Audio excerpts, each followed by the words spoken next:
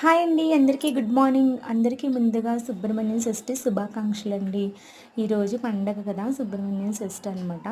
అయినా శనివారం కూడా కలిసొచ్చింది కదా, అందుకని నేను స్వామికి ఇంకా తులసిమాల అనేది వేసుకొని ఇంకా పులిహోర అనేది వండి పూజ చేసుకున్నాను. 4కే లేచాను ఈరోజు. ఎర్లీగా లేచి పూజ అనేది కంప్లీట్ చేసుకున్నాను. చేసుకున్న తర్వాత ఇంకా మనకు ఉంటుంది కదా, టిఫిన్లోకి అయితే ఈరోజు దోశలు వేస్తున్నాను, ఉల్లి దోశలు. ఇంకా కార్తీక మాసం అయిపోయిన తర్వాత నుంచి ఉల్లి వెల్లుల్లి అనేది తింటున్నాను కదా, అందుకని చెప్పేసి ఉల్లి దోశలు అనేది వేస్తున్నాను. ఉల్లిపాయతో ముందుగా ఇలాగా రబ్ చేస్తే మనకి బాగా సాఫ్ట్గా వస్తాయి దోశలు అనేవి. ఇదిగోండి ఉల్లిపాయలు అనేది సన్నగా ఇలా కట్ చేసి పెట్టుకున్నాను. మనకి కలర్ అనేది దోశలు కలర్ ఎందుకు రాలేదంటే మేము పిండి అనేది బయట నుంచి రప్పించాము, అందుకే ఇలా వచ్చింది. ఇంకా మొన్నటి నిమ్మకాయ పచ్చడి ఉంటే అది వేసుకొని తింటున్నాను.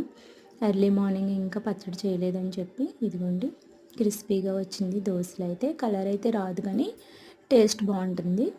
ఇంక ఈరోజు అయితే లంచ్లోకి దోసకాయ పప్పు చేస్తున్నాను, ఇంకా దోసకాయ పచ్చడి కూడా చేస్తున్నానండి.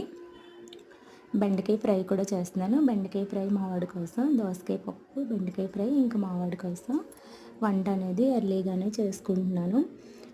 ఈరోజు శీతాకాలం అయినా కూడా ఎండ ఎక్కువగా వస్తుంది కదా, ఎండాకాలం ఎండలా ఉంటుంది, అసలు స్టవ్ దగ్గర అయితే ఉండలేకపోతున్నాం అనుకోండి.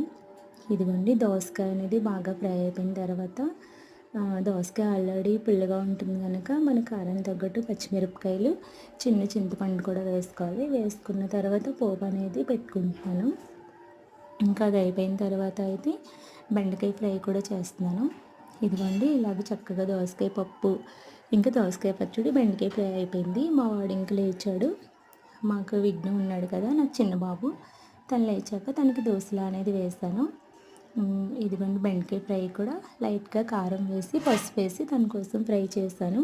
పిల్లలకి మనం ఇప్పటి నుంచే వెజిటేబుల్స్ అనేది అలవాటు చేయాలి. నాన్ వెజ్ అనేది పెద్దయ్యాక వాళ్ళకి ఎలాగో అలవాటు అవుతుంది.